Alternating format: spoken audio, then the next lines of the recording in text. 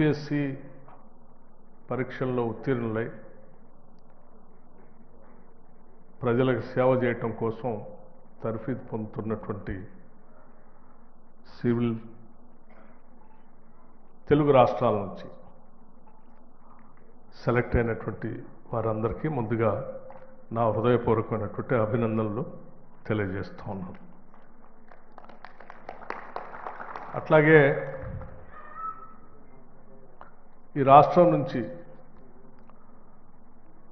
Civil సర్వెంట్గా select పనిచేయటానికి UPSC పరీక్షకు prepare అయి తద్వారా ఈ సమాజానికి సేవ చేయాలన్నటువంటి ఆలోచనతో తయారై ఈరోజు పరీక్షకి సిద్ధమవుతున్నటువంటి 178 మంది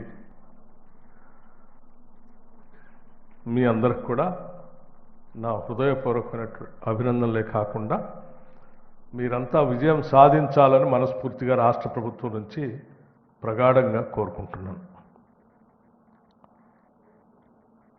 మానవ వనరులు చాలా అతి ముఖ్యమైనటువంటి మన రాష్ట్రానికి హ్యూమన్ రిసోర్స్ అత్యంత బలమైనది, పెట్టుబడి కూడా. ఇటువంటి హ్యూమన్ రిసోర్స్ని ప్రాపర్గా ప్లాన్ చేసుకొని తర్ఫీదు ఇప్పించి సానబట్టిన వజ్రాల్లాగా తయారు చేస్తే ఈ రాష్ట్రానికి పెద్ద ఎత్తున ఉపయోగపడతారనేటువంటి ఆలోచనతోనే ఈరోజు రాష్ట్ర ముఖ్యమంత్రి రేవంత్ రెడ్డి గారి నాయకత్వంలో ఉన్నటువంటి ప్రజాప్రభుత్వం ఇందిరమ్మ రాజ్యం ఆలోచన చేసి దేశంలోనే అత్యున్నతమైనటువంటి యూపీఎస్సీకి ప్రిపేర్ అవుతున్నటువంటి తెలంగాణ విద్యార్థులకి ఎంతో కొంత మనం ఆర్థిక సహాయాన్ని అందించగలిగితే వారు ఎంచుకున్న లక్ష్యాన్ని చేరుకోవటానికి మనం కూడా కొంత సహాయం చేసినట్టుగా ఉంటుంది. మనం చేసే సహాయమే మొత్తం సహాయం కాకపోయినప్పటికీ కొంత మనోధైర్యాన్ని, కొంత ఉపశమనాన్ని కలిగించడానికి ఉపయోగం ఉంటుంది. కాబట్టి తప్పనిసరిగా మన రాష్ట్ర తరఫున చేయాలన్నటువంటి ఆలోచనతోనే రాజీవ్ గాంధీ సివిల్ అభయహస్తం, సివిల్ సర్వీసెస్ అభయహస్తం అని ఓ పథకాన్ని తీసుకొని ప్రిలిమినరీ ఎగ్జామ్స్లో ప్రిలిమ్స్లో పాస్ అయి ఉత్తీర్ణులై మెయిన్స్ పోతున్నటువంటి వాళ్ళందరికీ ₹1,00,000 చెక్ అందించాలని, తద్వారా ఎక్కడో దగ్గర వాళ్ళు కోచింగ్కి వెళ్ళి ఆ కోచింగ్ ఫీజు కొంత పనికి వస్తున్నటువంటి ఆలోచనతో మొదలుపెట్టిన కార్యక్రమమే ఇది. ఆ తర్వాత మెయిన్స్లో కూడా ఉత్తీర్ణులై ఇంటర్వ్యూకి పోతున్నటువంటి వాళ్ళను కూడా ప్రోత్సహించాలి. వాళ్ళు ఢిల్లీ దాకా వెళితే అక్కడ ఉండటానికి కావాల్సిన కొద్ది ఖర్చులకి, లేకపోతే కోచింగ్ కోసం కొద్ది ఖర్చులకు ఉపయోగపడుతున్నటువంటి ఆలోచనతో వాళ్ళకు కూడా ఇంకొక ₹1,00,000 చెక్ ఇవ్వాలన్నటువంటి ఆలోచనతో ఈ కార్యక్రమాన్ని ఈ రాష్ట్ర ప్రభుత్వం మొదలుపెట్టి విజయవంతంగా ఇది 2వ సంవత్సరం తీసుకొని వెళ్తూ ఉన్నాం. మొదటి సంవత్సరం ఇచ్చినటువంటి 140 మందిలో ఒక 10 మంది మెయిన్స్ వచ్చారు.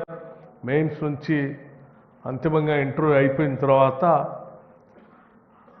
ఐఏఎస్ కొద్దిమంది, ఐపీఎస్ కొద్దిమంది, ఐఎఫ్ఎస్ కొద్దిమంది మిగతా సర్వీసెస్లో అయ్యి ఒక 10 మంది సెలెక్ట్ అయినందుకు నిజంగా మేము అందరం సంతోషిస్తూ ఉన్నాం. కాకపోతే ఇప్పుడు మాత్రం ఇంకెక్కువగా ఆశిస్తూ ఉన్నాం. ఇప్పుడు 178 మంది ప్రిపేర్ అవుతూ ఉంటే సంఖ్య పెరగాలని బలంగా కోరుకుంటున్నాం. ఎందుకనంటే మీ సంఖ్య పెరిగి మీరు సెలెక్ట్ అయ్యి సరే ఈ రాష్ట్రానికి వచ్చినా, ఏ రాష్ట్రానికి మీకు అలాట్మెంట్ అయినా, ఎక్కడ ఉన్నా కానీ మీ తల్లిదండ్రుల్ని ఎంత ప్రేమిస్తారో ఈ రాష్ట్రాన్ని కూడా అంతే ప్రేమిస్తారు. సో మీరు ఏ స్థాయిలో ఎక్కడున్నా కానీ ఈ రాష్ట్ర భవిష్యత్తు కోసం, రాష్ట్ర అభివృద్ధి కోసం కూడా మీరు చేపట్టే వృత్తిలో, పనిలో లేకపోతే ఆ డిపార్ట్మెంట్ ద్వారా ఎంతో కొంత ఈ రాష్ట్రానికి ప్రయోజనం చేకూర్చడం కోసం ప్రయత్నం చేస్తారు కాబట్టి మేము ప్రగాఢంగా ఆశిస్తూ ఉన్నాం ఎక్కువ మంది సెలెక్ట్ కావాలని. ఎంత ఎక్కువ మంది అంటే ఇండియాలో తెలంగాణ నుంచి హయ్యెస్ట్ నెంబర్ సివిల్ సర్వెంట్స్గా సెలెక్ట్ అయ్యారు అనేంత నంబరు రావాలని బలంగా కోరుకుంటున్నాం ఈ రాష్ట్రం నుంచి. దానికోసం ఈ రాష్ట్ర ప్రభుత్వం ఏమి చేయటానికైనా సిద్ధంగా ఉంది. మీతో ఆలోచనలు పంచుకోవటానికి కానీ లేకపోతే ఇంకా మెరుగైనటువంటి సౌకర్యాలు కల్పించడానికి ఎక్కడైనా మీరు సజెషన్స్ ఇస్తే వాటిని కూడా ఎగ్జామిన్ చేసి పరిశీలించి అమలు చేయడానికి కూడా రాష్ట్ర ప్రభుత్వం సిద్ధంగా ఉంది. ఈరోజు పార్లమెంటరీ డెమోక్రసీలో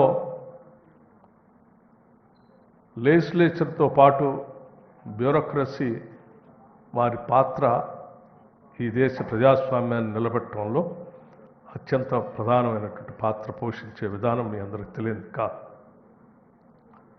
నిబద్ధత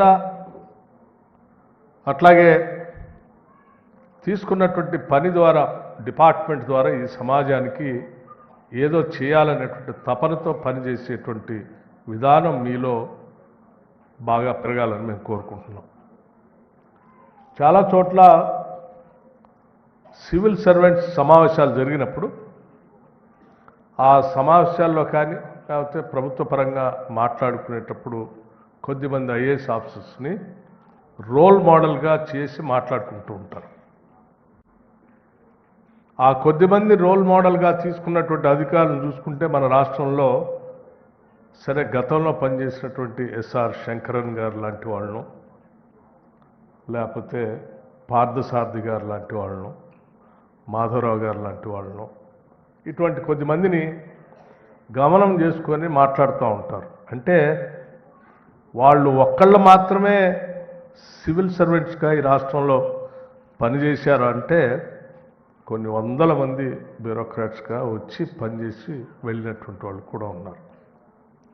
వాళ్ళను మాత్రమే రోల్ మోడల్గా యంగ్ ఆఫీసర్స్ అంతా తీసుకొని ఎందుకు మాట్లాడుకుంటున్నారంటే వాళ్ళు ఈ సమాజానికి చేసినటువంటి సేవ, నిబద్ధతతో చేసినటువంటి సేవ ప్రజలంతా కూడా గుర్తుంచుకొని వారి హృదయాల్లో చిరస్థాయిగా నిలబెట్టుకునే స్థాయిలో పనిచేశారు. కాబట్టి కేవలం ఐఏఎస్ ఆఫీసర్ అంటే ఆ ఐఏఎస్ ద్వారా వచ్చేటువంటి కలెక్టర్ ఉద్యోగమో లేకపోతే మిగతా బాధ్యతలు మాత్రమే కాదు, దాని ద్వారా వచ్చేటువంటి బాధ్యతతో మీరు ఈ సమాజానికి ఎంత గొప్పగా సేవ చేస్తూ ఉన్నారనేటువంటి ఆలోచన ప్రతినిత్యం మీలో ఉన్నప్పుడు నిస్సహాయులకి రాష్ట్ర ప్రభుత్వాలు తీసుకొచ్చేటువంటి సంక్షేమ కార్యక్రమాలు కానీ లేకపోతే అభివృద్ధికి సంబంధించినటువంటి ఇతర డెవలప్మెంటల్ యాక్టివిటీస్ సంబంధించినటువంటి వాటిని కానీ పూర్తి స్థాయిలో డెలివరీ మెకానిజం ద్వారా మీరు అమలు చేసినప్పుడే ఆ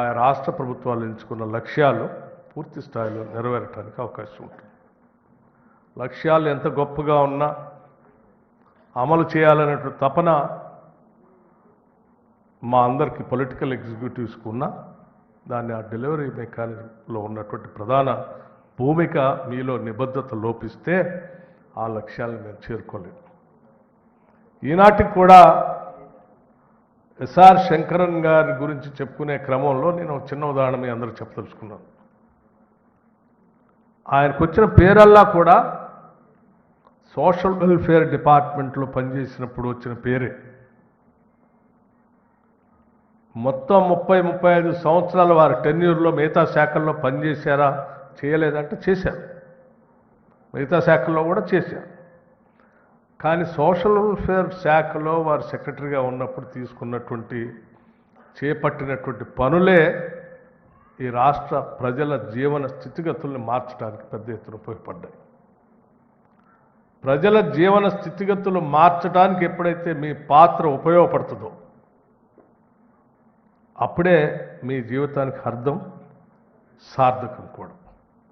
లేకపోతే మనకి ఎంత పెద్ద పదవులు వచ్చినా ఎన్ని బాధ్యతలు వచ్చినా ఒక మిషన్ లాగా మనం పని చేసుకుంటూ పోతాం. ఒక మిషన్ లాగానే జనం కూడా మర్చిపోతారు. మనం మానవీయ కోణంతో వచ్చినటువంటి ప్రతి పనిని బాధ్యతని ఈ బాధ్యత ద్వారా ఎంతమంది జీవితాల్లో నేను మార్పుకి కారణం అవుతున్నానన్నటువంటి ఆలోచనతో పనిచేయగలిగినప్పుడు తప్పనిసరిగా మన జీవితం అంతా కూడా సార్థకం అవుతుందని నేను భావిస్తూ ఉన్నాను.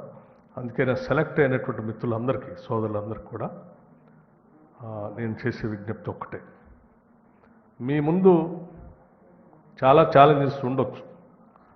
ప్రతి ఛాలెంజ్ కూడా ఈ సమాజ అభివృద్ధికి ఉపయోగపడే విధంగా మీరు అడుగులు ముందుకు వేసుకుంటూ పోతే మీకు కలిగేటువంటి తృప్తి బహుశా మిగతా దేంట్లో కూడా కలగదు. ఆ స్థాయిలోనే మీరు అడుగులు ముందుకు వేసుకుంటూ వెళ్ళాలని బలంగా మేము కోరుకుంటూ ఈ 178 మందికి ఈరోజు